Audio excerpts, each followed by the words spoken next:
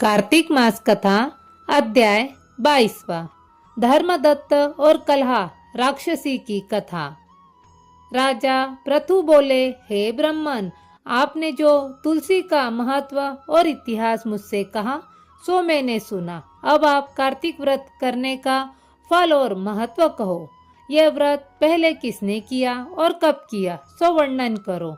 नारद जी बोले, सयाचल पर्वत पर कौरीपुर नाम के नगर में धर्मदत्त नाम का एक ब्राह्मण रहता था। वह सदा विष्णु का व्रत और पूजन करता, द्वाक्षर मंत्र का जाप करता और अतिथि सत्कार करता। एक समय कार्तिक मास में एक पहर रात्रि रहने पर हरि के जागरण को भगवान के मंदिर में गया। भगवान के पूजन की सामग्री लेकर जाते हुए उस ब्राह्मण ने मार्ग में बाहर निकलते टेढ़े दांत और लपलपाती जीभ, भीतर को गड़े हुए लाल नेत्र, लंबे होठ, नंगी सूखी मांस वाली गुर्राहट करती हुई एक राक्षसी को देखा। उसको देखकर वह कांपने लगा। भय के मारे हाथ में लगी पूजा की सामग्री जल के पात्र से उस राक्षसी को मारने लगा। भगवान का स्मरण करके तुलसी के जल एवं पूजन सामग्री से जो उसको मारा तो वह राक्षसी एक स्त्री रूप में आ गई। वह पूर्व जन्म के कर्मों के फल से अपनी दशा को याद करके ब्राह्मण को दंडवत करके बोली, मैं पूर्व जन्म के कर्म फल से इस दशा को प्राप्त हुई हूँ।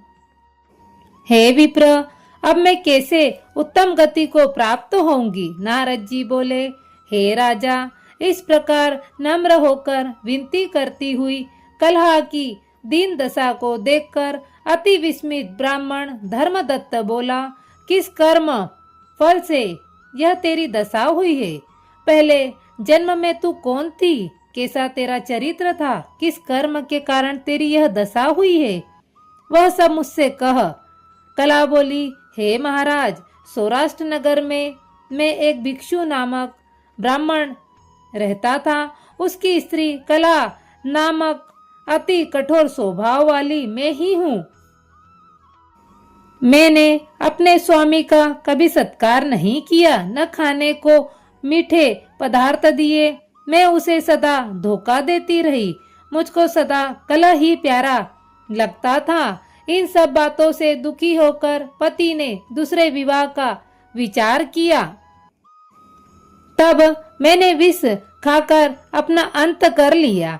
यम के दूत मुझे बांधकर मारते हुए यमलोक ले गए। यमराज ने मुझे देखकर चित्रगुप्त से पूछा, इसने क्या कर्म किया है? ये देखो, इसने जो बुरा भला कर्म किया है उसका यह फल पावे। कला बोली, हे विप्र।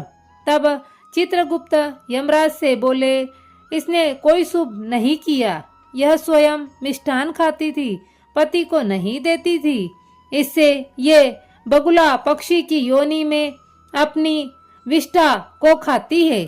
ये अपने पति से सदा द्वेष करती थी। इससे ये विष्ठा खाने वाकी सुकर योनि में रहे।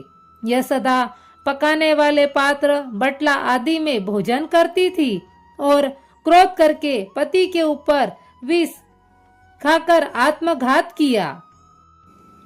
इससे यह अपने बच्चों को खाने वाली बिल्ली हो एवं अति निंदित प्रेत योनि में रहे। यह कहकर अपने दूतों के द्वारा मुझे मारवाड़ देश में भेज दिया। वहां मैं बहुत समय तक प्रेत योनि में रही। पश्चात मैं तीनों प्रेत योनियों में भेजी गई।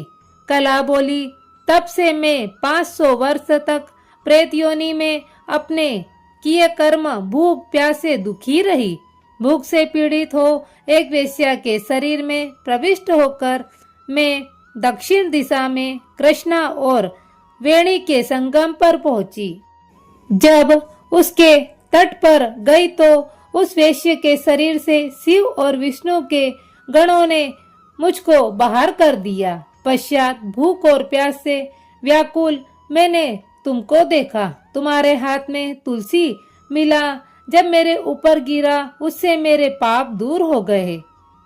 हे विपेंद्र, अब मेरे ऊपर ऐसी कृपा करो जिससे आगे होने वाली 3 प्रेत योनियों से मुक्त हो जाऊं।